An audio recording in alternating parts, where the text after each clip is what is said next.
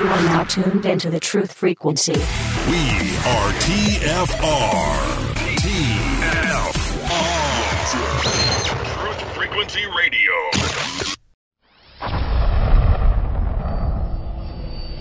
This is your last chance.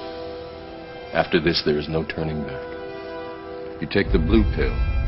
The story ends. You wake up in your bed and believe whatever you want to believe.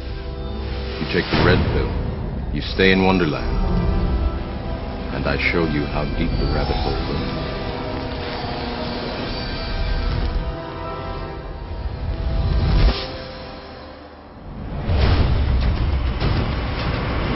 You're listening to the Revolutionary Radio Project with your host, Rob Skiba. All I'm offering is the truth.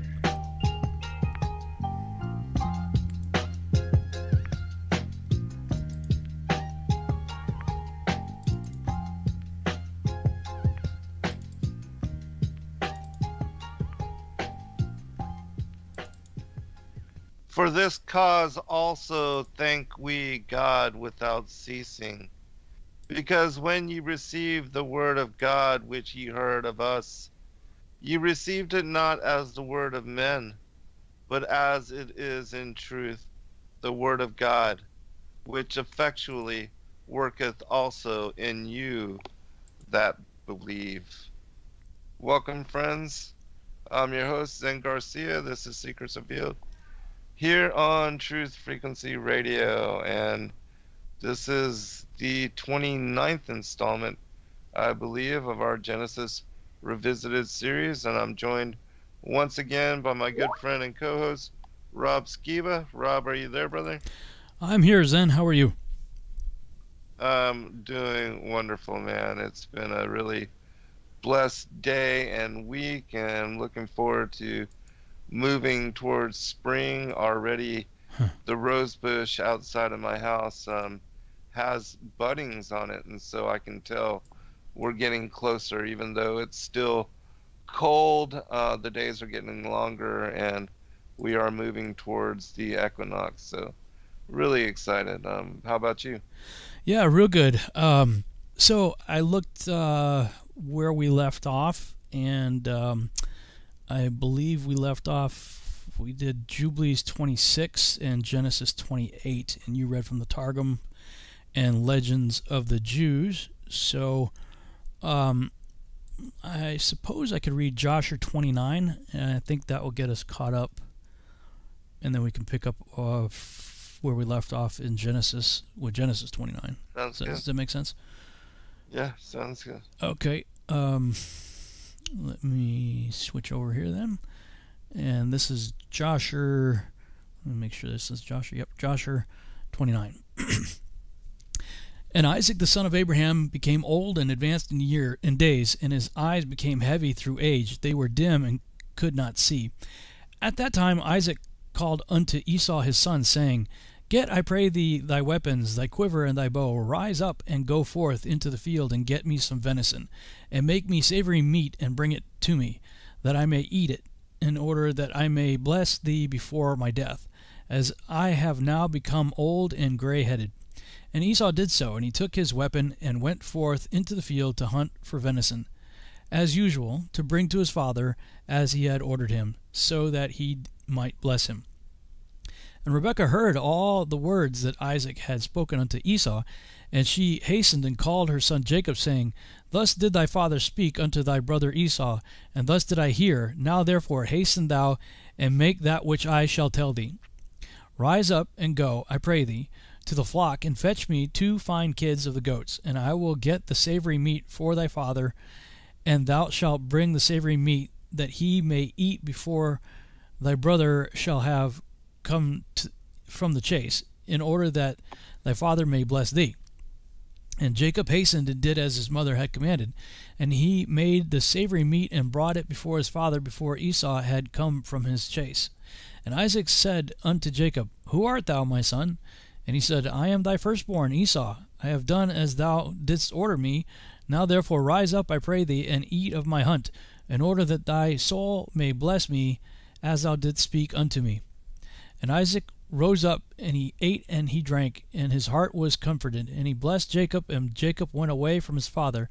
And as soon as Isaac had blessed Jacob, and he had gone away from him, behold, Esau came from his hunt, from the field, and he also made savory meat, and brought it to his father, to eat thereof, and to bless him.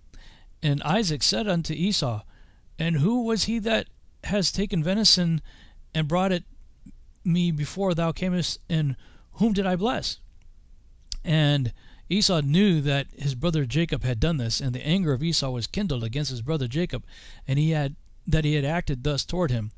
And Esau said, Is he not rightly called Jacob? For he has supplanted me twice. He took away my birthright, and now he has taken away my blessing.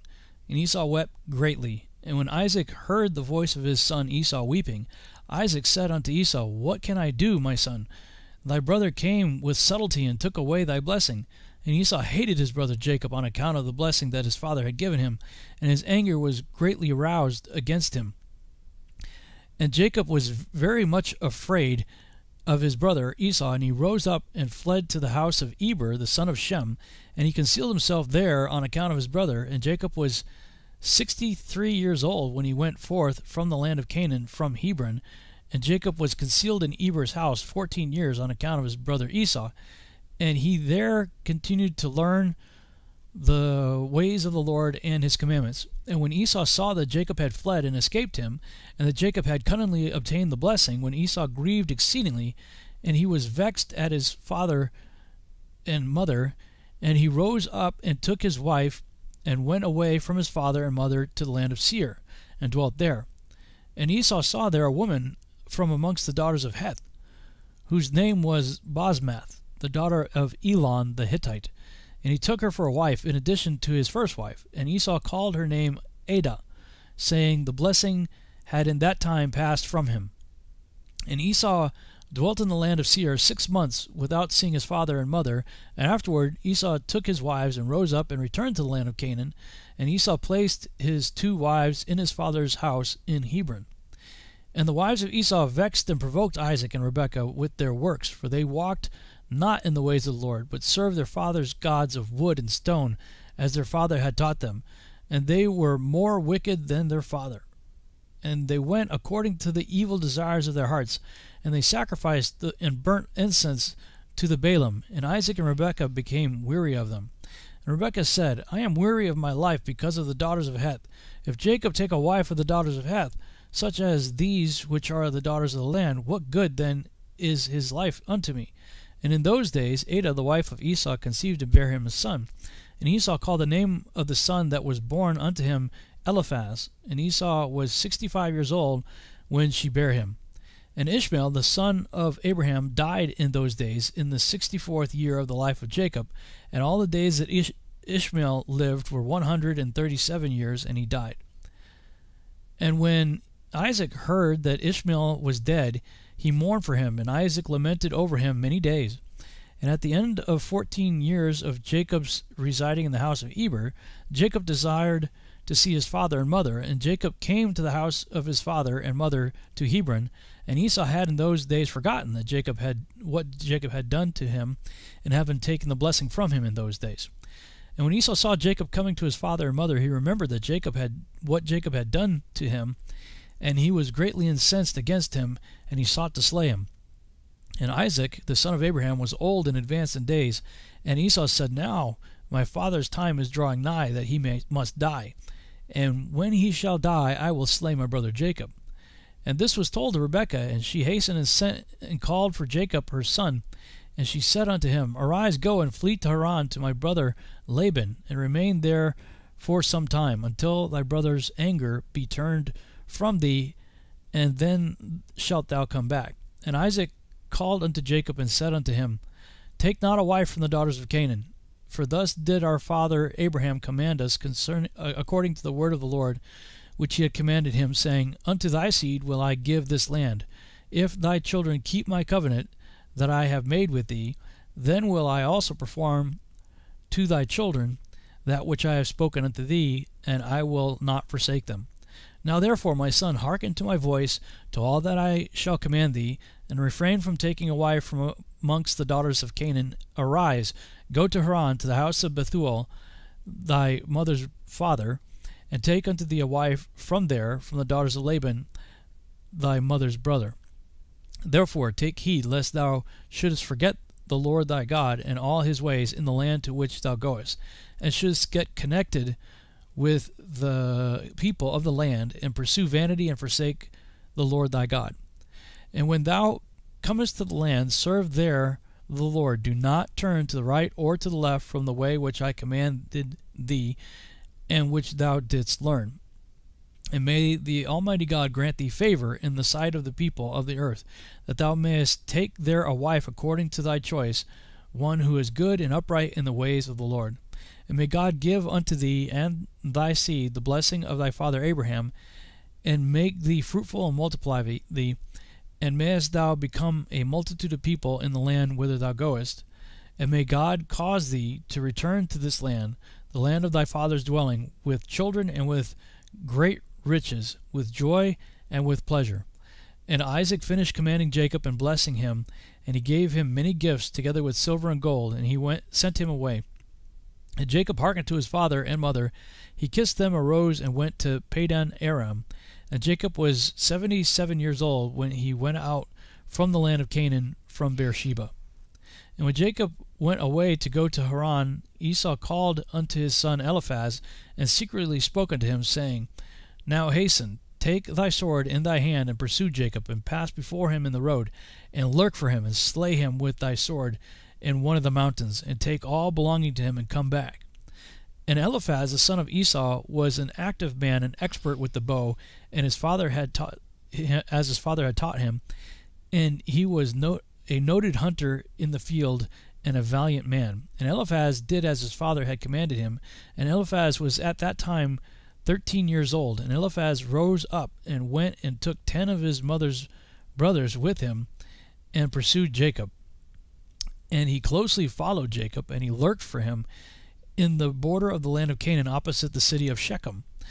And Jacob saw Eliphaz and his men pursuing him, and Jacob stood still in the place in which he was going, in order to know what this was, for he did not know the thing. And Eliphaz drew his sword, and he went on advancing, he and his men, toward Jacob. And Jacob said unto them, What is to do with you that you have come hither? And what meaneth it that you pursueth with your swords? And Eliphaz came near to Jacob, and he answered and said unto him, Thus did my father command me, and now therefore I will not deviate from the orders which my father gave me. And when Jacob saw that Esau had spoken to Eliphaz to employ force, Jacob then approached and supplicated Eliphaz and his men, saying unto him, Behold, all that I have, and which my father and mother gave unto me, that take unto thee, and go from me, and do not slay me.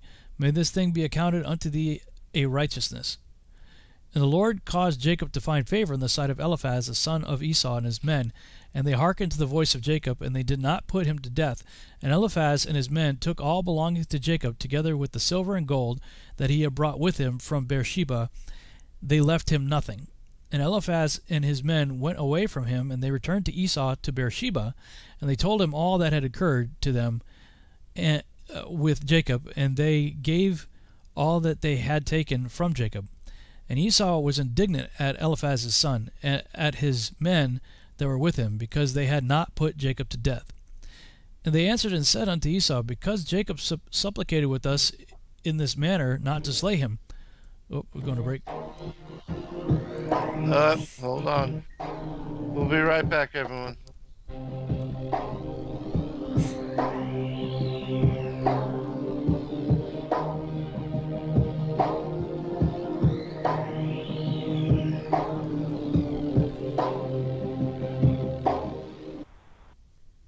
Real people, real radio.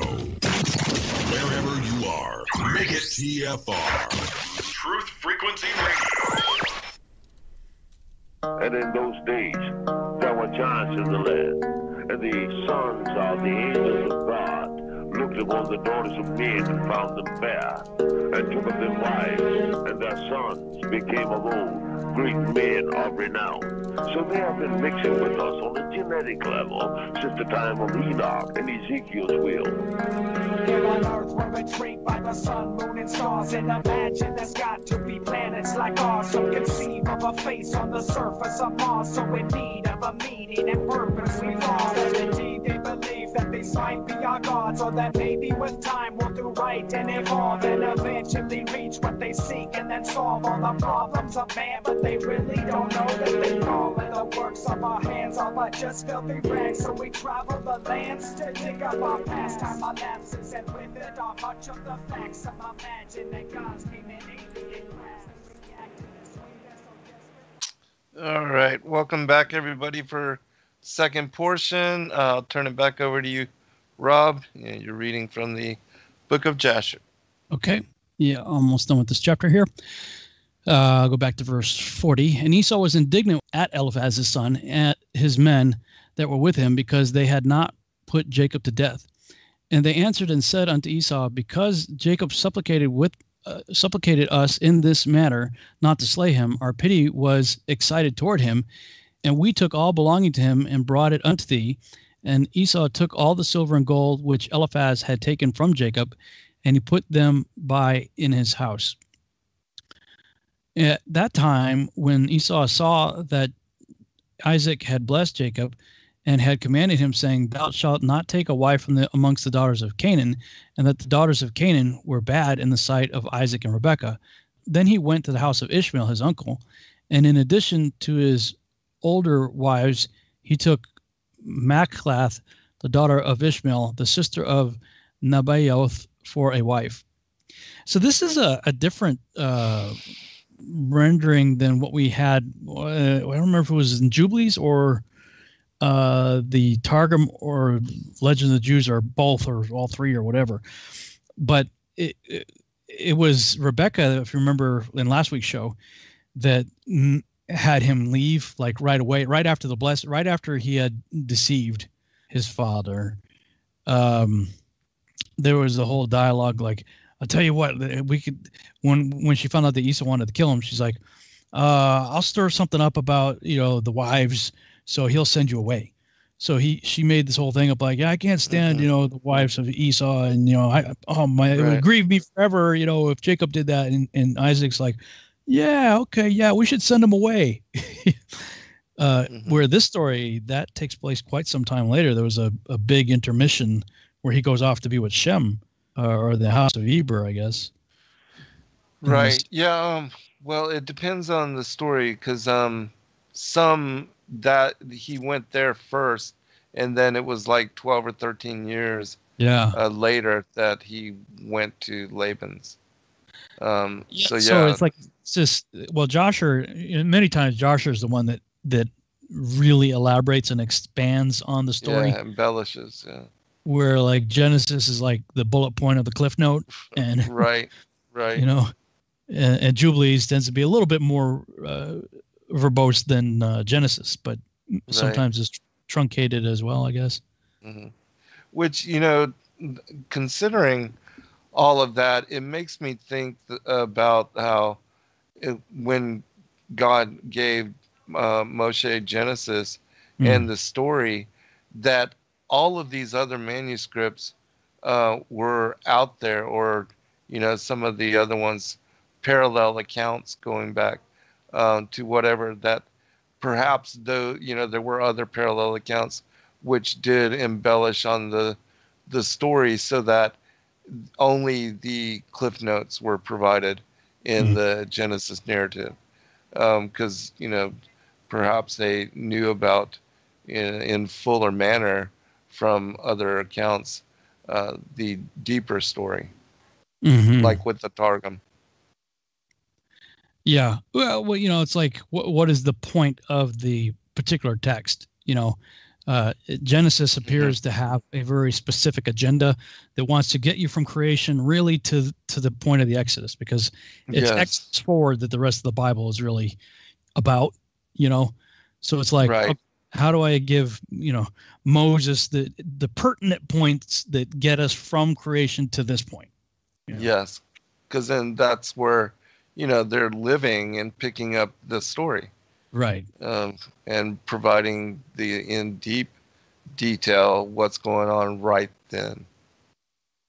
Yeah, so while Genesis is covering a massive period of time, Right. Jasher's focusing more on a specific timeline. Jasher's focus seems to be on the life of Abraham and the immediate descendants of Jacob. Yes, right. Because you get like a few chapters of Abraham in Genesis, but you get like 200 pages worth of elaboration in Jasher, and maybe half that in Jubilees. Right, exactly. And then, like, with the early part of the Genesis narrative, you have the primary Adamic literature that focuses on the life of Adam and Eve, and then these successive generations leading up to Enoch and Noah.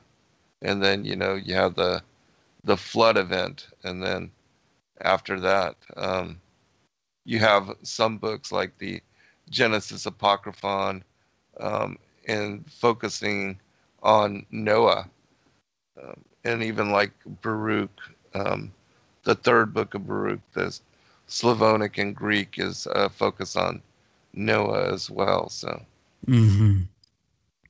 yeah, cool. Do you want me to read Genesis 29, and then you can and then I'll go into Targum, right? Okay. Let me switch over here. Genesis 29 in the King James. Then Jacob went on his journey and came into the land of the people of the east. And he looked, and behold, a well in the field. And lo, there were 3 flocks of sheep lying by it. For out of that well they watered the flocks, and a great stone was upon the well's mouth. And thither were all the flocks gathered, and they rolled the stone from the well's mouth, and watered the sheep, and put the stone again upon the well's mouth in his place. And Jacob said unto them, My brethren, whence be ye? And they said, Of Haran are we. And he said unto them, Know ye Laban the son of Nahor? And they said, We know him. And he said unto them, Is he well? And they said, He is well. And behold, Rachel his daughter cometh with the sheep. And he said, Lo, it is yet high day, neither is it time for the cattle, that the cattle should be gathered together. Water ye the sheep, and go and feed them. And they said, We cannot until all the flocks be gathered together, and till they roll the stone from the well's mouth. Then we water the sheep. And while he yet spake with them, Rachel came with her father's sheep, for she kept them. And it came to pass, when Jacob saw Rachel, the daughter of Laban, his mother's brother, and the sheep of Laban, his mother's brother, that Jacob went near and rolled the stone from the well's mouth and watered the flock of Laban, his mother's brother. And Jacob kissed Rachel and lifted up his voice and wept. And Jacob told Rachel that he was her father's brother, and that he was Rebekah's son. And she ran and told her father. And it came to pass, when Laban heard the tidings of Jacob, his sister's son, that he ran to meet him and embraced him and kissed him and brought him into his house. And he told Laban all these things. And Laban said unto him, Surely thou art my bone and my flesh. And he abode with him the space of a month. And Laban said unto Jacob, Because thou art my brother, shouldst thou therefore serve me for naught? Tell me, what shall thy wages be? And Laban had 2 daughters. The name of the elder was Leah, and the name of the younger was Rachel. Leah was tender-eyed, but Rachel was beautiful and well-favored. And Jacob loved Rachel, and said, I will serve thee 7 years for Rachel, thy younger daughter. And Laban said, It is better that I give her to thee than that I give her to another man. Abide with me. And Jacob served 7 years for Rachel, and they seemed unto him a few days, for the love he had to her. And Jacob said unto Laban, Give me my wife, for my days are fulfilled, that I may go in unto her. And Laban gathered together all the men of the place and made a feast. And it came to pass in the evening that he took Leah, his daughter, and brought her to him, and he went in unto her. And Laban gave unto his daughter Leah Zilpah, his maid, for a handmaid. And it came to pass that in the morning, behold, it was Leah. And he said to Laban, What is this thou hast done unto me? Did I not serve thee for Rachel? Wherefore then hast thou beguiled me? And Laban said, It must not be so done in our country, to give the younger before the firstborn. Fulfill her week, and we will give thee this also for the service which thou shalt serve with me yet 7 other years. And Jacob did so and fulfilled her week, and he gave him Rachel his daughter to wife also. And Laban gave to Rachel his daughter Bilhah, his handmaid, to be her maid. And he went in also unto Rachel, and he loved also Rachel more than Leah, and served with him yet 7 other years. And when the Lord saw that Leah was hated, he opened her womb, but Rachel was barren. And Leah conceived and bare a son, and she called his name Reuben, for she said, Surely the Lord hath looked upon my affliction. Now therefore my husband will love me. And she conceived again and bare a son, and said, Because the Lord hath heard I was hated, he hath therefore given me this son also. And she called his name Simeon. And she conceived again and bare a son, and said, Now this time will my husband be joined unto me, because I have borne him 3 sons. Therefore was his name called Levi. And she conceived again and bare a son. And she said, Now I will praise the Lord. Therefore she called his name Judah, and left bearing. Yeah, that's a common misconception I've even had myself, that he worked 7 years for Rachel but ended up with Leah, and then he had to work another 7 years to get Rachel. But that's not what happened. He worked 7, and then there was a time of wedding celebration, purification, and all that for 7 for a week or whatever, and then he got Rachel also in advance with the pledge of working 7 more years. Okay, right on.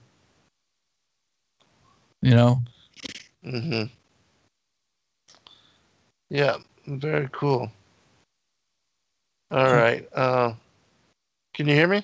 Yeah. Okay.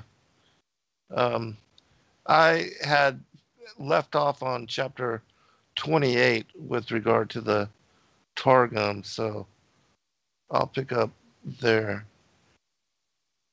Yeah, okay. So we have Jasher 29, Genesis 29, and Targum Genesis 29. Yes, but start. I'll read from 29. All right.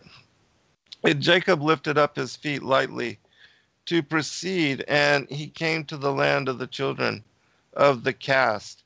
And he looked and saw, and behold, there was a well in a field, and behold, there were 3 flocks of sheep lying near it, because from that well they watered the flocks, and a great stone was laid upon the mouth of the well.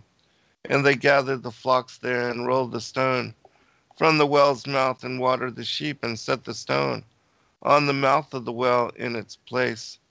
And Jacob said to them, My brethren, whence are you? And they said, From Haran are we. And he said to them, Know you Laban bar Nahor? And they said, We know. And he said, Hath he peace? And they said, Peace. And behold, Rahel his daughter cometh with the sheep. And he said, Behold, the time of the day is great. Is it not time to gather home the cattle, water the sheep, and let them go again to pasture? Jerusalem, it is not time to gather. And they said, We cannot until all the flocks are gathered together, and we roll the stone from the mouth of the well, and water the sheep. And while they were speaking with him, Rahel came with her father's sheep, for she was a shepherdess at that time, because there had been a plague from the Lord among the sheep of Laban, and but few of them were left. And he had dismissed his shepherds, and had put the remaining flock before Rahel, his daughter. And it was when Jacob saw Rahel, the daughter of Laban, his mother's brother, that Jacob went nigh, and rolled the stone with one of his arms from the mouth of the well. And the well uprose, and the waters ascended to the top of it. And he watered the sheep of Laban, his mother's brother, and it uprose for 20 years. And Jacob kissed Rahel, and lifted up his voice and wept. And Jacob told unto Rahel that he was come to be with her father to take one of his daughters. And Rahel answered him, Thou canst not dwell with him, for he is a man of cunning. And Jacob said to her, I am more cunning and wiser than he, nor can he do me evil, because the word of the Lord is my helper. And when she knew that he was the son of Rebekah, she ran and made it known to her father. And it was when Laban heard the account of the strength and the piety of Jacob, the son of his sister, how he had taken the birthright and the order of blessing from the hand of his brother, and how the Lord had revealed himself to him at Bethel, how the stone had been removed, and how the well had upflowed and risen to the brink. He ran to meet him and embraced him and kissed him and led him into the house. And he related to Laban all these things. And Laban said to him, Truly thou art my near one and my blood. And he dwelt with him a month of days. And Laban said to Jacob, Though thou art reputed, my brother, shouldst thou serve me for nothing? Tell me, what shall be thy wages? And Laban had 2 daughters, the name of the elder Leah and the name of the younger Rahel. And the eyes of Leah were moist, or dropping, running from weeping and praying before the Lord, that he would not destine her for Esau the wicked. And Rahel was beautiful in appearance and of a fair countenance. Jerusalem.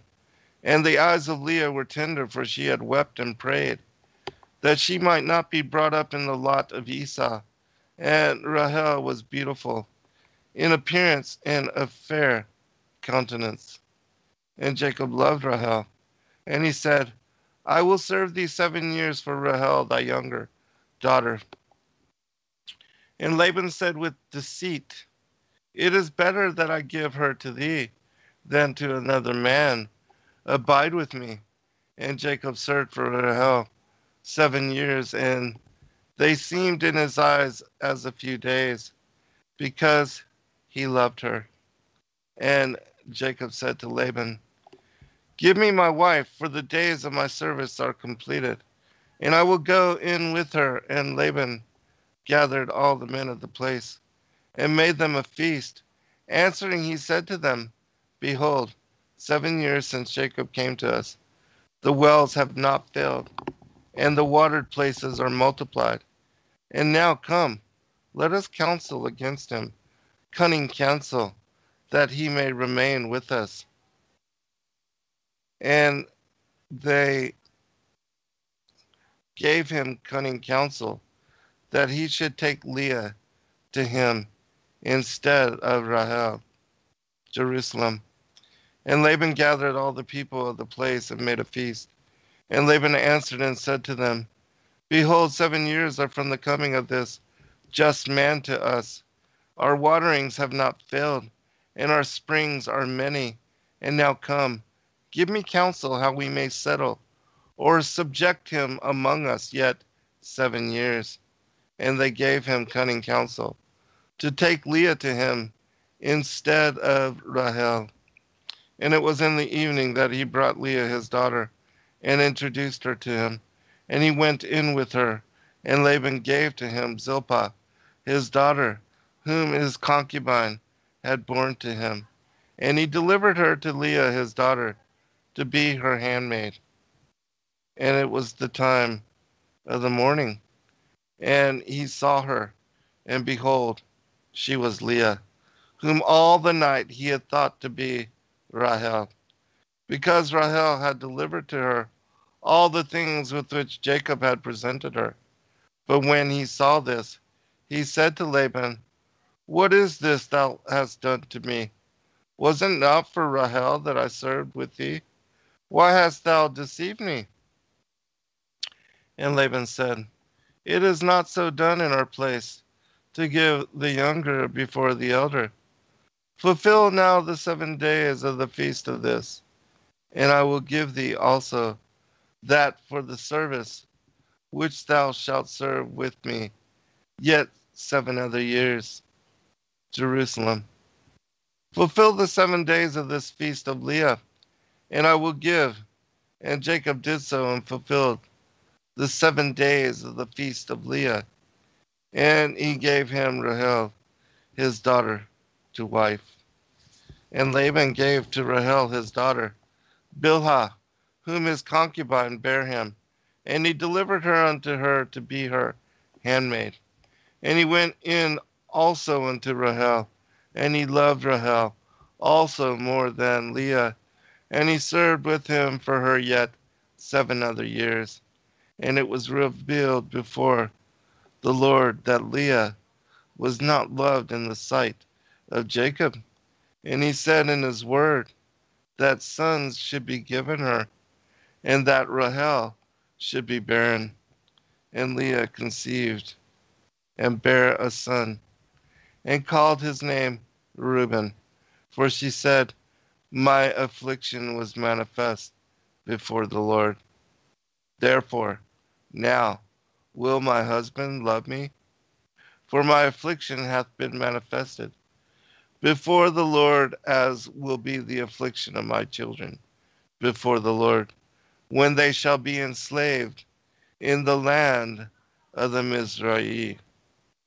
And she conceived again, and bare a son, and she said, because it was heard before the Lord that I was hated, and he gave me this also, and so will be heard before him the voice of my children, when they shall be enslaved in Mizraim. And she called his name Shimeon. And she conceived again and bare a son, and said, this time will my husband be united to me, because I have borne him 3 sons. And thus will it be that my children shall be united to serve before the Lord. Therefore she called his name Levi. And she conceived again and bare a son, and said, this time will I give praise before the Lord. For from this day my son, kings shall come forth, and from him shall spring David, the king, who shall offer praise before the Lord. Therefore she called his name Yehudah, and she ceased to bear. That's awfully prophetic. Right? Yeah. Her claiming that David would come, that had to have been written in retrospect. Possibly, you never know.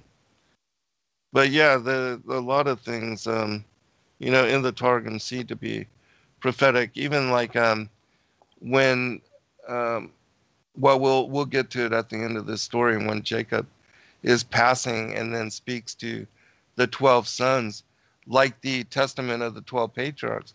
He makes mention of the Messiah and speaks about, the coming of the word of the Lord into flesh form. But this is not found in the Genesis narrative. So there are portions that are prophetic. But yeah, the naming of David seems very interesting. As they say in script writing, that's pretty on the nose. Yeah, right. Oh, wow. All right, we'll be right back for a second hour.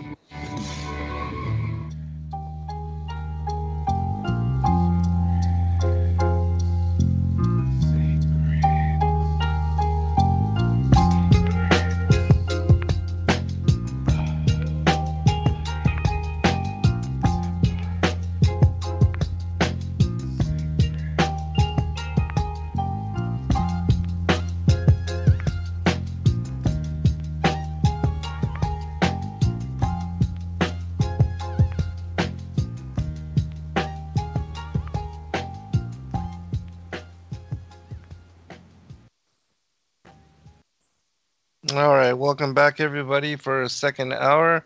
I'm your host, Zen Garcia. This is Secrets Revealed, and we are continuing our Genesis Revisited series. I'll turn it back over to you, Rob. I'm not sure where we left off.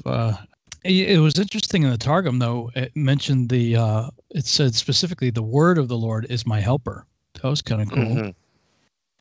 Yes, there's, I had told people about how there's 217 allusions and translations connected to the word of the Lord, or the, the word, or things like that that are found in the first 5 books of the Pentateuch in the Aramaic version. But in the King James, there's only 11 such translations. And so I believe there's an organized effort to remove the word of the Lord from the manuscripts, which, we know that John chapter 1, that Christ was pre-incarnate before taking on flesh embodiment, and that he was even there when, banishing Adam from paradise and giving him the prophecy that he'll be born of a virgin 55 years after his being cast out of 55, paradise. And so, 5,500. yeah, the 5,500 years. Yeah. The other thing that was interesting was in the Jasher account, how he gave all his silver and gold and everything, that the blessing that Isaac had given him, he gave it to Esau in order to save his life. So it's like he stole the blessing. Well, he stole the birthright, which gives him the right to the blessing, and the blessing, not just the words of his father blessing him, but also the inheritance. Inheritance, yes. And so, even though he stole it through dishonest means, Esau ended up with it anyway. Right. At least according to that narrative, he ended up with all the riches there, and it just made me think. It's like, yeah, but the real blessing was in the words that his father gave, and through the words that his father gave, the word of the Lord was his inheritance. Yes, exactly. It's like all monetary stuff goes to Esau. He got all the gold and silver, but Jacob had the testimony that, hey, the word of the word of the Lord is my companion, my helper, my provider. Yes, amen. And that was also, in the Targum, it spoke about how the word of the Lord was also the helper for Isaac, and also for Abraham, and that the covenant that was made, as we saw from the writings of the Jews, which, I give a shout out to Adam in the parable of the vineyard and all his work on that. He did a really excellent job in covering some of this information. And so, all of that is deeply related in those writings, and also the Targum, that there is an emphasis on the covenant being established by the Father through the word of the Lord, and that it reflects that he would be Messiah and Savior for the 12 tribes. Yeah, very cool. Mm-hmm. That's it. I didn't really have any other notes, anything jump out at you, and any that what we read other than what we just talked about. I've got from the Legends of the Jews here the story of Jacob being pursued by Eliphaz and Esau. So I can read this portion. Yeah. All right. That was an interesting thing too. I forgot about that. That I read that in Jasher, the whole deal with Eliphaz, and it sounded like there were Hittites that were with him. Yes. Right. Mm-hmm. Yeah, that was related in I forget which story, but one of the ones we read. That's pretty wild. Mm-hmm. All right, the Legends of the Jews.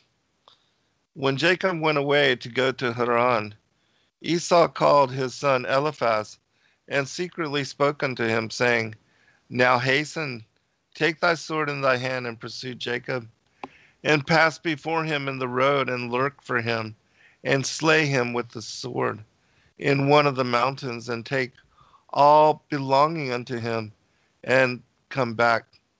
And Eliphaz was dexterous and expert with the bow, as his father had taught him. And he was a noted hunter in the field, and a valiant man. And Eliphaz did as his father had commanded him. And Eliphaz was at that time 13 years old. And he arose and went and took 10 of his mother's brothers with him, and pursued Jacob. And he followed Jacob closely. And when he overtook him, he lay in ambush for him on the borders of the land of Canaan, opposite to the city of Shechem. And Jacob saw Eliphaz and his men pursuing after him. And Jacob stood in the place in which he was going, in order to know what it was, for he did not understand their purpose. Eliphaz drew his sword and went on advancing, he and his men, toward Jacob. And Jacob said unto them, Wherefore have you come hither, and why do you pursue with your swords? Eliphaz came near to Jacob and answered as follows: Thus did my father command me, and now therefore I will not deviate from the orders which my father gave me. And when Jacob saw that Esau had impressed his command urgently upon Eliphaz, he approached and supplicated Eliphaz and his men, saying, Behold, all that I have, and that which my father and mother gave unto me, that take unto thee, and go from me, and do not slay me, and may this thing that thou wilt do with me be accounted unto thee as righteousness. And the Lord caused Jacob to find favor in the sight of Eliphaz and his men, and they hearkened to the voice of Jacob. And they did not put him to death, but took all his belongings, together with the silver and the gold that he had brought with him from Beersheba. They left him nothing. And when Eliphaz and his men returned to Esau, and told him all that had happened to them with Jacob, he was wroth with them, with his son Eliphaz, and with his men, because they had not put Jacob to death. And they answered and said unto Esau, Because Jacob supplicated us in this matter, not to slay him, our pity was moved toward him, and we took all belonging to him, and we came back. Esau then took all the silver and gold, which Eliphaz had taken from Jacob, and he put them by in his house. Nevertheless, Esau did not give up the hope of intercepting Jacob on his flight and slaying him. He pursued him, and with his men occupied the road along which he had to journey to Haran. There a great miracle happened to Jacob.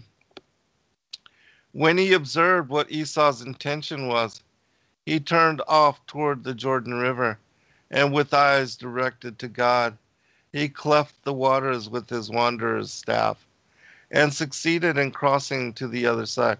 I should mention that this wanderer's staff is also accounted as the staff of God, the rod of wonder. So Really? yeah, because it speaks about in some of the notes that Louis Ginsburg had written about this staff, and which I include in that book, The Vestures of Light and the Rod of Wonder, that Moshe had known the story of Jacob using the staff to split the river previously, the River Jordan. And so that was, also the thought on parting the Reed Sea. All right, so continuing. He kept up the pursuit and reached the hot springs at Baras before his brother, who had to pass by there. Jacob, not knowing that Esau was on the watch for him, decided to bathe in the spring, saying, I have neither bread nor other things needful, so I will at least warm my body in the waters of the well. And while he was in the bath, Esau occupied every exit, and Jacob would surely have perished in the hot water if the Lord had not caused a miracle to come to pass. A new opening formed of itself, and through it Jacob escaped. Thus were fulfilled the words, When thou passest through the waters, I will be with thee. When thou walkest through the fire, thou shalt not be burnt. For Jacob was saved from the waters of the Jordan, and from the fire of the hot spring. At the same time with Jacob, a rider, leaving his horse and his clothes on the shore, had stepped into the river to cool off, but he was overwhelmed by the waves, and he met his death. Jacob put on the dead man's clothes, mounted his horse, and went off. It was a lucky chance, for Eliphaz had stripped him of everything, even his clothes. And the miracle of the river had happened only that he might not be forced to appear naked among men. Though Jacob was robbed of all his possessions, his courage did not fail him. He said, "Should I lose hope in my Creator? I set my eyes upon the merits of my fathers. For the sake of them, the Lord will give me his aid." And God said, "Jacob, thou puttest thy trust in the merits of thy fathers. Therefore I will not suffer thy foot to be moved. He that keepeth thee will not slumber. Yea, still more. While a keeper watcheth only by day, as a rule, and sleepeth by night, I will guard thee day and night. For behold, he that keepeth Israel shall neither slumber nor sleep. The Lord will keep thee from all evil, from Esau as well as Laban. He will keep thy soul, that the angel of death do thee no hurt. He will keep thy going out and thy coming in. He will support thee now thou art leaving Canaan, and when thou returnest to Canaan. Jacob was reluctant to leave the Holy Land before he received direct permission from God. My parents, he reflected, bade me go forth and sojourn outside of the land, but who knows whether it be the will of God that I do as they say, and beget children outside of the Holy Land. Accordingly, he betook himself to Beersheba, there where the Lord had given permission to Isaac to depart from Canaan and go to Philistia. He would learn the will of the Lord concerning himself. He did not follow the example of his father and grandfather and take refuge with Abimelech, because he feared the king might force also him into a covenant and make it impossible for his descendants of many generations to take possession of the Philistine land. Nor could he stay at home, because of his fear that Esau might wrest the birthright and the blessing from him, and to that he would not and could not agree. He was as little disposed to take up the combat with Esau, for he knew the truth of the maxim, he who courts danger will be overcome by it. He who avoids danger will overcome it. Both Abraham and Isaac had lived according to this rule. His grandfather had fled from Nimrod, and his father had gone away from the Philistines. Jacob's journey to Haran was a succession of miracles.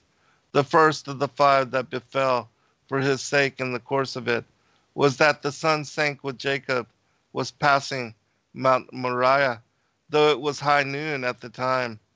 He was following the spring that appeared wherever the patriarchs went or settled. It accompanied Jacob from Beersheba to Mount Moriah, a 2 days' journey.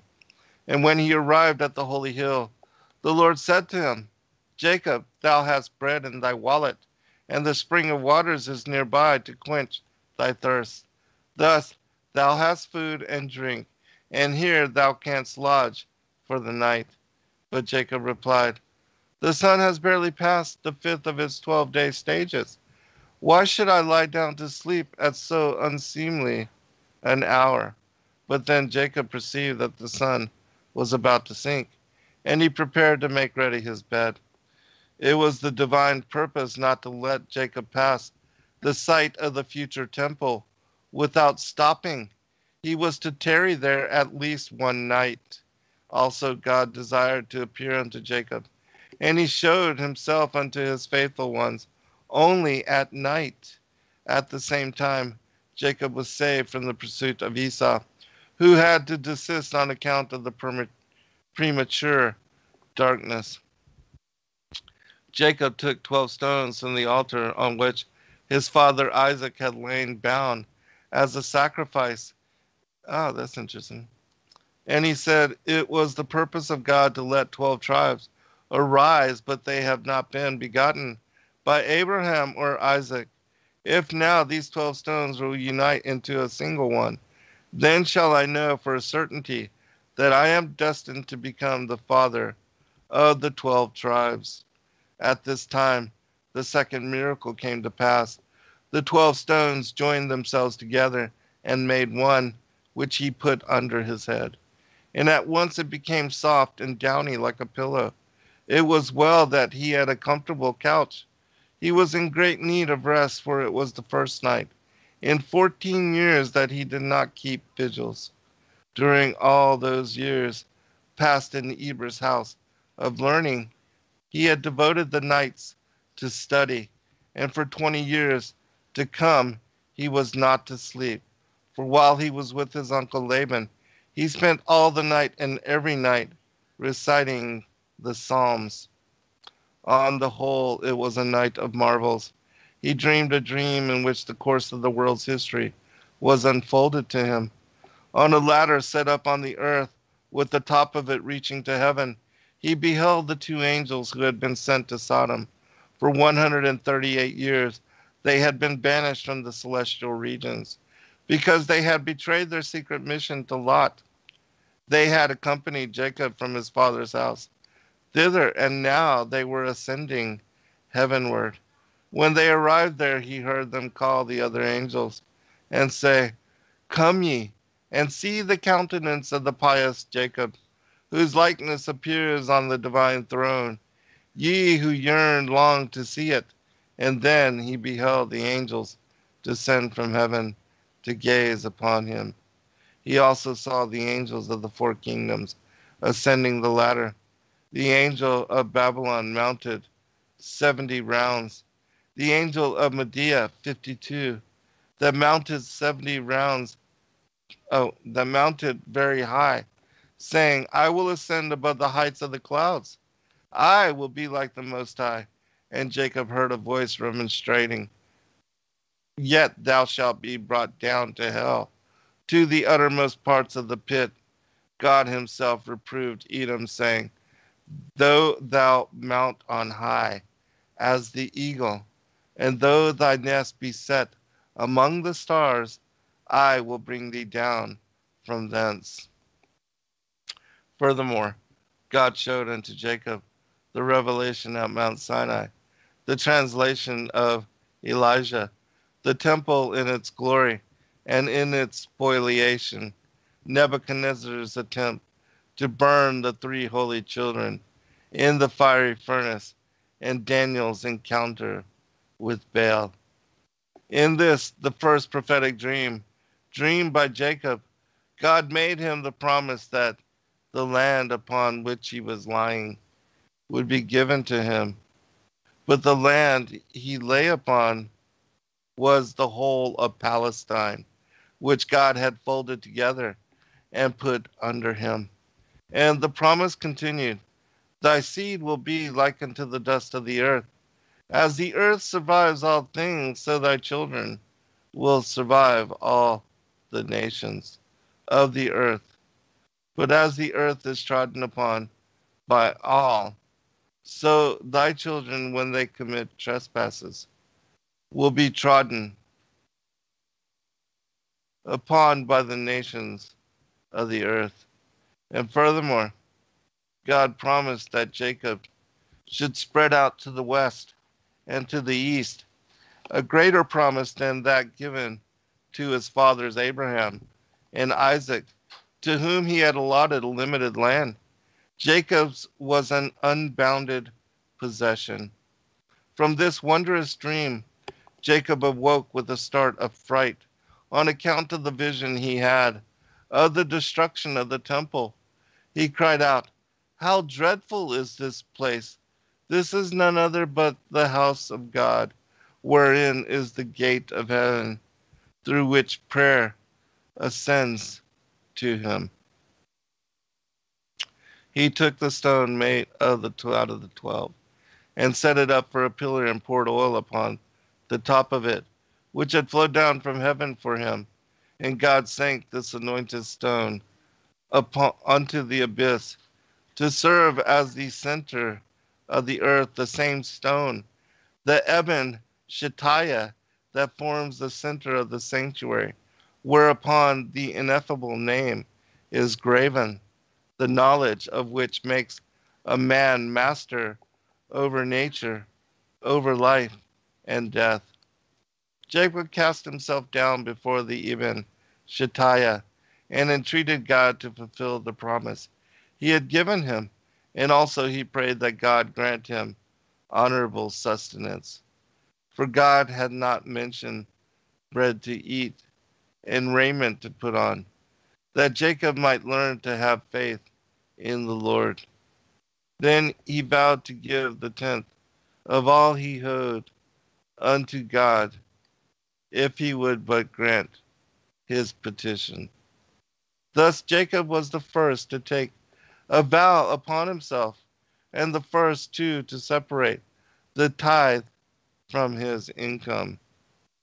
God had promised him also all that is desirable, but he feared he might forfeit the pledged blessings through his sinfulness, and again he prayed earnestly that God bring him back to his father's house, unimpaired in body, possessions, and knowledge, and guard him in the strange land whither he was going, against idolatry and immoral life and bloodshed. His prayer at an end, Jacob set out on his way to Haran, and the third wonder happened. In the twinkling of an eye, he arrived at his destination. The earth jumped from Mount Moriah to Haran. A wonder like this God has executed only 4 times in the whole course of history. The first thing to meet his eye in Haran was the well whence the inhabitants drew their supply of water. Although it was a great city, Haran suffered from dearth of water, and therefore the well could not be used by the people free of charge. Jacob's sojourn in the city produced a change. By reason of his meritorious deeds, the water springs were blessed, and the city had water enough for its needs. Jacob saw a number of the people by the well, and he questioned them, "My brethren, whence be ye?" He thus made himself. Well, we'll be right back for final section.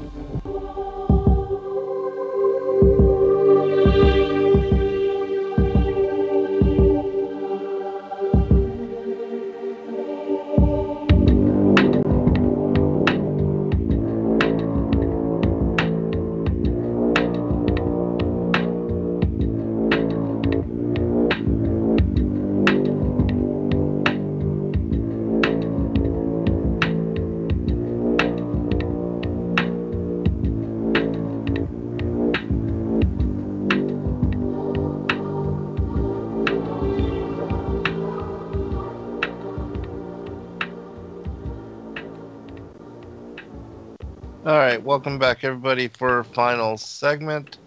Rob, is there anything you wanted to comment on before I continue with the story? Yeah, there's a couple cool things. So you're reading from Legends of the Jews, right? That time? Mm-hmm. Mm-hmm. Yeah. So Yes. both that, Legends of the Jews we've seen before tends to very closely parallel the Jasher account. Right. And I remembered it when I was reading it, but then I forgot to talk about it until you brought it up again, that it was opposite Shechem, that this, Yes. the Eliphaz encounter, which is interesting because later that's where Joseph goes to find his brothers who were supposed to be in Shechem, but they had left there and went to Dothan. And that's where Joseph was sold into slavery. But I mean, I don't know if you've ever done a study on Shechem, but just, I would recommend people, if they just do a Bible keyword search for Shechem and read everything that takes place there. That is definitely a focal point of the land of Israel. I don't believe it's ground zero, but there could be no question that there are a lot of very interesting events that take place at that specific location. And if you look at it on Google Earth, it's a pretty wild place. It looks like it was once a complete mountain range that the middle of it was scooped out and like maybe made like a figure eight between the two, so it's such that both the north, I think it's north and south ends of the mountain now are horseshoe shapes like an amphitheater, such that when the Israelites came in from the Exodus and when they came into the land and Joshua was told to split the tribes half on Gerizim and half on Ebal and pronounce the blessings and cursings, he could stand in the center of the cutout, the valley between the two, and speak, and everybody could hear him on both mountain ranges. It's like an amphitheater. It's a very cool looking place, topographically when you look it up. But Jim Staley, he believes that was the location where Yahuwah had cut the covenant with Abraham, where he walked the pieces of the animal parts. And yes, if that's the case, I mean, it looks like, a God-sized individual did like a figure eight between the mountains there and carved out that the horseshoe kind of amphitheater type of formation there. It's a really fascinating something that just caught my attention, that this ambush there against Jacob, no less, from right. The later promises are going to come. It's almost like there's the serpent seed issue there, attempt to take out Jacob at ground zero. Yes, right. Where the promise of Abraham was given. Yeah, and it's also very interesting that in the stories that we've read from and that we brought forth, that in the writings of Abraham, it describes that as taking place on Passover, that the covenant was made, and when he split the animals, and then there was the different meanings of each, and then the dove representative of even the coming of Messiah, and that being stated specifically in that particular text. And then we have Abraham offering Isaac on the same altar that he had, when he offered those animals, it was same there on Mount Moriah, and that it described in the Targum and also in one of the other books, I think maybe the Legends of the Jews, but it spoke about how that was the same altar that Adam had first set up when making sacrifice, and that was the same one that Cain and Abel used when they made their offerings when they were 13, and that was also on Passover. And then when Noah disembarked from the ark, and that this was the same altar wherever he ended up being there near that altar and offered the burnt offerings in the same manner, rebuilding Adam's altar, and then that this is the same one that Abraham had also made covenant with Yahuwah, and through the word of the Lord, and that received the promise of the promised seed, not being Eleazar, but that he would give birth to Isaac through Sarah. And then now we see that Jacob here was stopped in this specific place, because this is also where that altar is located, that this is where the temple would be built later, and that the stones signifying, and that God even made the day hasten and go down, so he had to stop to rest and to sleep there, and that he would dream this dream of, his being the father of the 12 tribes, and the Messiah would come through one of those, those from his children, the seed of the promise. And that, this is the ongoing continuation, the saga of the seed of the woman and the enmity between the seed of the serpent, as it plays out. Because certainly Esau and Ishmael were regarded as such, that they were the enemies of Israel, even though they are the, kin and blood related to the seed of promise. Yeah, no, it's kind of cool that I mean, when you're reading just the Genesis account, he's like, this is the house of God, and you're like, why? You saw angels going up and down, Right. deal. But in Legends of the Jews, he had literally seen a vision of the temple. Right. And so his statement, "This is the house of God," it's not that has more significance than the rock that he's laying his head on in a field somewhere. Is that he saw, and I guess did it say the destruction of the temple too? It sounded like yes. Mm-hmm. Yeah, that's pretty wild.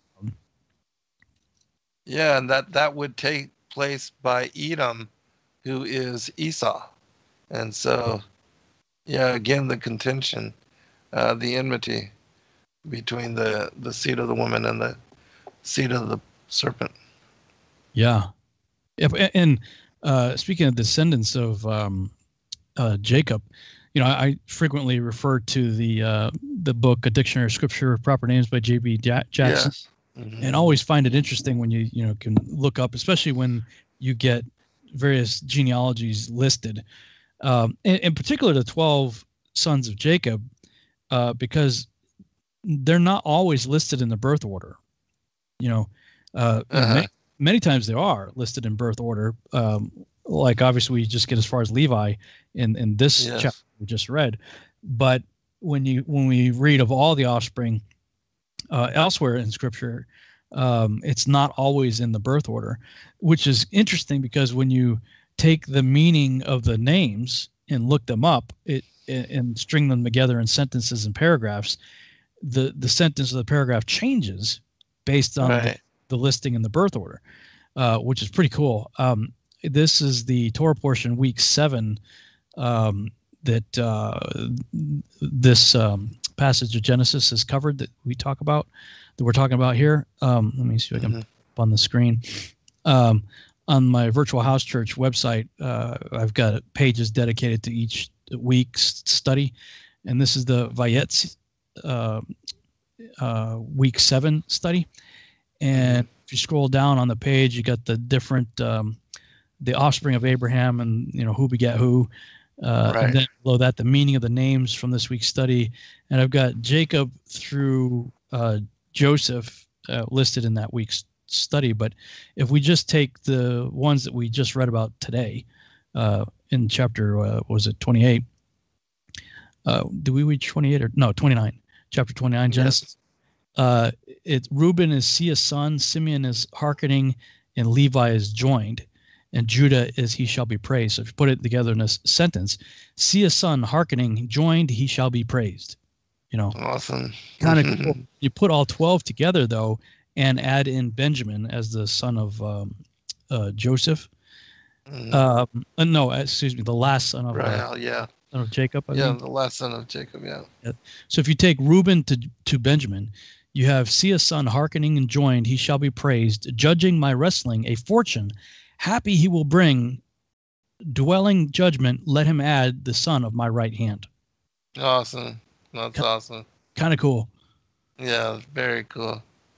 Yeah, I love these. And, people take no interest in the genealogy and just completely skip over all that. And, they're bored with the who begot who and who was son of whom. They ignore all that. And yet there's so much meaning and prophecy even indicative of the meanings with the names. Yeah. All right. Well, I'll continue this and get to a stopping point, and then we'll comment on the rest of it. Okay. All right. Continuing. Jacob saw a number of people by the well, and he questioned them, "My brethren, whence be ye?" He thus made himself a model for all to follow. A man should be companionable and address others like brothers and friends, and not wait for them to greet him. Each one should strive to be the first to give the salutation of peace, that the angels of peace and compassion may come to meet him. When he was informed that bystanders hailed from Haran, he made inquiry about the character and vocation of his uncle Laban, and whether they were on terms of friendly intercourse with him. They answered briefly, "There is peace between us, but if thou art desirous of inquiring further, here comes Rachel, the daughter of Laban. From her thou canst learn all thou hast a mind to learn." They knew that women liked to talk, wherefore they referred to Rachel. Jacob found it strange that so many should be standing idle by the well, and he questioned further, "Are you day laborers? Then is it too early for you to put by your work? But if you are pasturing your own sheep, why do you not water your flocks and let them feed?" They told him they were waiting until all the shepherds brought their flocks thither and together rolled the stone from the mouth of the well. While he was yet speaking with them, Rachel came with her father's sheep. For Laban had no sons, and a pest having broken out, and a pestilence, I'm assuming, having broken out shortly before among his cattle, so few sheep were left that a maiden like Rachel could easily tend them. Now, when Jacob saw the daughter of his mother's brother approaching, he rolled the great stone from the mouth of the well as easily as a cork is drawn from a bottle. The fourth wonder of this extraordinary day. Jacob's strength was equal to the strength of all the shepherds. With the united forces of a large assemblage of men, he had been divinely endowed with this supernatural strength. On leaving the Holy Land, God had caused the dew of the resurrection to drop down upon him, and his physical strength was so great that even in a combat with the angels, he was victorious. Wow, that's true. Fifth. Yeah, that is an interesting passage. The fifth and last wonder of the day was that the water rose from the depths of the well to the very top. There was no need to draw it up, and there it remained all the 20 years that Jacob abode in Haran. Wow. Now I can stop here. We can comment. Yeah. For the rest of the show. Yeah, we got about 10 minutes left. Yeah. Jacob's like 70 years old at this time, isn't he? In the previous things, it sounded like. So he's getting up there in age, where at least, well, I don't know how long do you remember how old Jacob was when he died? You mean, as I think, when Shem died, I think he left there when he was 65. Yeah. He left that house. Yeah. How long did Jacob live? Do you remember? No.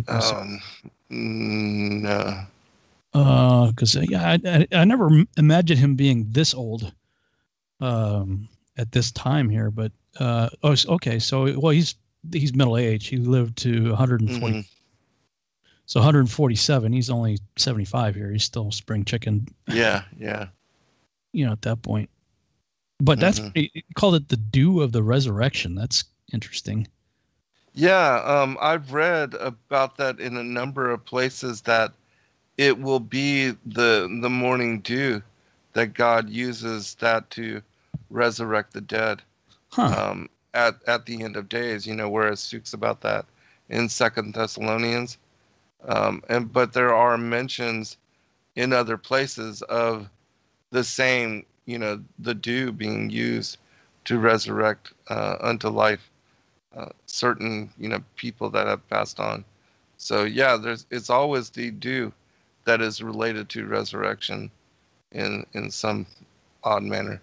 It's funny, just the way my brain works. Sometimes I was thinking I don't know if you ever saw the movie Kung Fu Panda. You ever see that?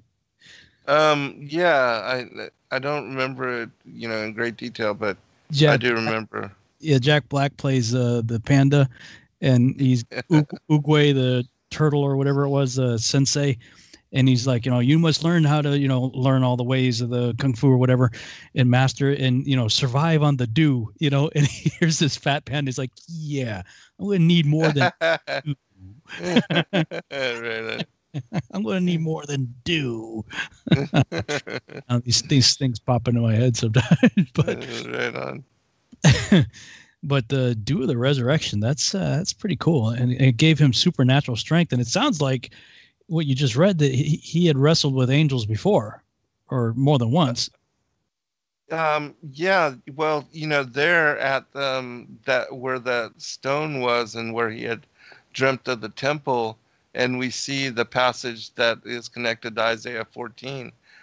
In some of the places, in other places, it speaks about how he wrestled against Samael, who is Satan the adversary, the angel of death, the viper of God, and that it was Samael that beguiled Eve as well. And he has counted the angel of protection for Esau and Edom, that he's the angel over, that particular. Well, that's kind of flipped. I mean, I think most people, from the Genesis account, assume that he wrestled with like a pre-incarnate Yeshua. Yeah, some do, but there are other manuscripts that allude to his wrestling Samael in some manner, and so that's what I thought of when I saw this particular passage as allusions to that. But yeah, you're right. There are different interpretations according to story. Yeah, I mean, we're not given a name, so right. Everybody's assuming, either way, unless we read an ancient text that can be vetted to be an ancient text that would specify. Otherwise, we don't get a name. And right. Genesis, but, the way this is written in the Legend of the Jews, even in combat with the angels, plural, he was victorious. Right. Mm-hmm. Yes. And so, yeah, I don't know the other times, but certainly that is one of them. Well, this is interesting too, because like in Jasher and other places, it talks about the sons of Jacob having superhuman strength also. Right. And some of the, like Judah, and in the Jasher account, when we get to the at the Exodus, right. Well, actually before the Exodus, going back to the whole Joshua deal. Well, no, it's not Joshua. Joseph.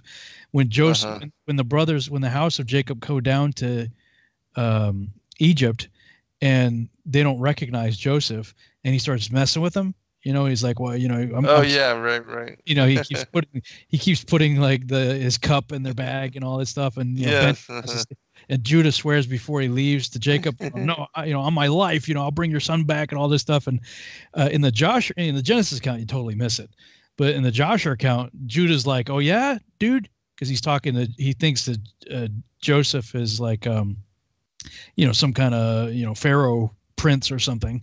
And he's like, yeah, you know what I could do to you? You think my brothers are tough. Like, he's bragging on his strength. Like, I once took on, these guys are like Samson's. Yes, exactly. Right.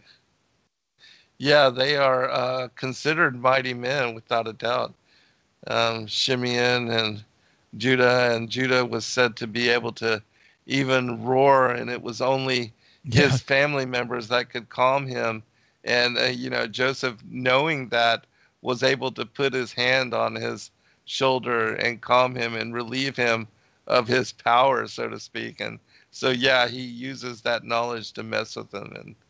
And then his sons are also endowed.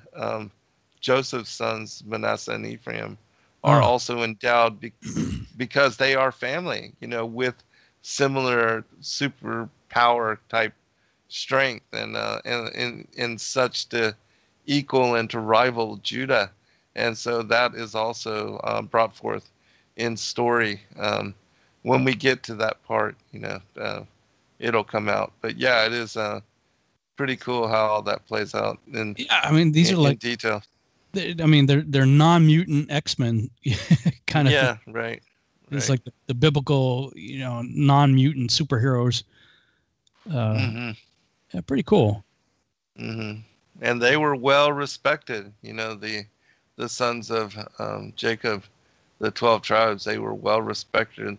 And then the story of them, slaughtering all the men of Shechem, that went forth and was widely known. And so they feared, that's why the Egyptians decided upon, after Joseph's death, to try to work them to death and to separate them from their wives so that they wouldn't bear offspring, and then to try to diminish them as a tribe and people. Yeah. Did you catch the show that I just uploaded? I did a pre-recorded show with Dr. Judd Burton.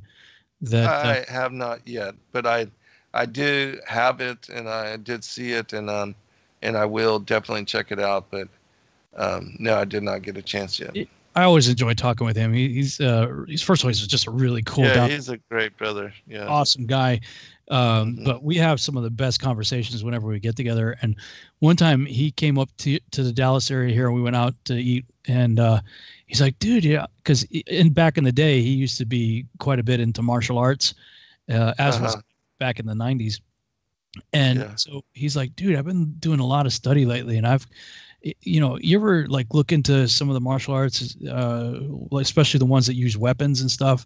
I'm like, yeah, I mean, I did a little bit of that. And he goes, well, notice like in the katas and stuff, and the various routines, that some of the moves aren't very practical for fighting a 5 to 6 foot tall person. They're very sweet. It's more acrobatic and show when you do the various routines, and maybe that's what it evolved into, is just sort of a show routine.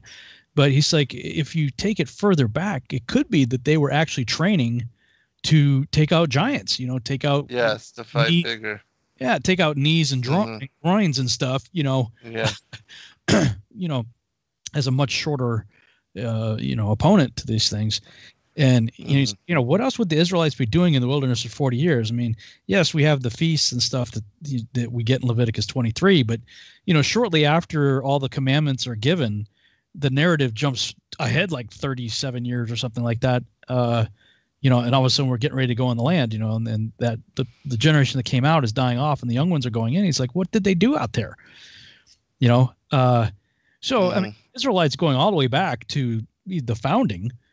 Clearly Abraham was a tough dude with the, I always maintain he's the original 300, like the movie, Sparta, right. Forget Gerard Butler. I mean, Abraham was one tough dude.